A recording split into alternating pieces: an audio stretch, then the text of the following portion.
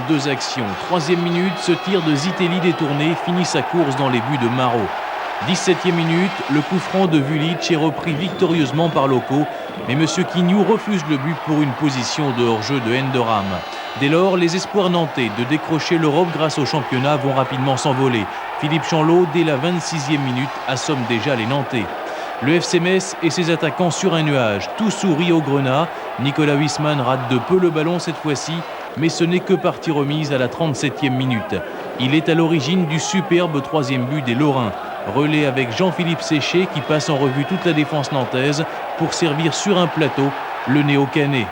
Dernier but de Nicolas Huisman sous les couleurs messines. 3-0 à la mi-temps, le public de Saint-Symphorien se frotte les yeux pour y croire, mais il va encore plus s'émerveiller à la 51e minute sur ce 4e but somptueux de Jean-Philippe Séché. 4-0 pour le FC Metz, on en restera là, mais coup de chapeau tout de même aux Nantais qui n'ont jamais fermé le jeu et aux artistes de l'attaque messine qui ont offert à leur public un véritable feu d'artifice.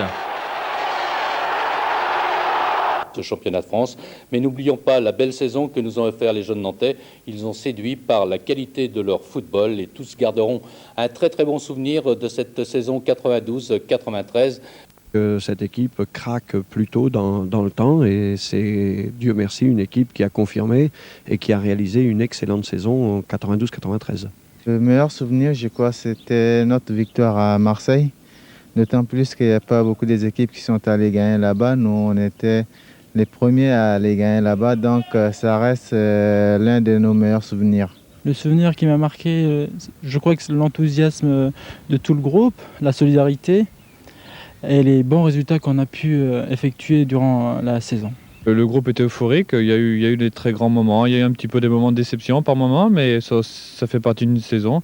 Je crois qu'on a un ensemble très jeune et dans l'ensemble, ça s'est très bien passé et je crois que la fin de saison s'annonce très très belle. En tout cas, nous, on reste optimiste, mais on reste surtout très concentré et on espère bien sûr gagner cette place en Coupe d'Europe et en Coupe des Coupes en gagnant la Coupe de France.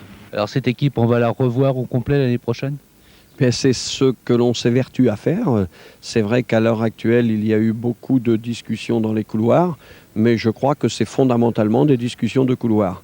Ce ne sont certainement pas des clubs qui ont été directement au contact. Ce sont les managers qui pullulent de plus en plus dans le milieu du football, qui annoncent des tas de choses, qui lancent des bruits et qui déstabilisent un tout petit peu l'ensemble du football professionnel et plus particulièrement des joueurs qui sont jeunes.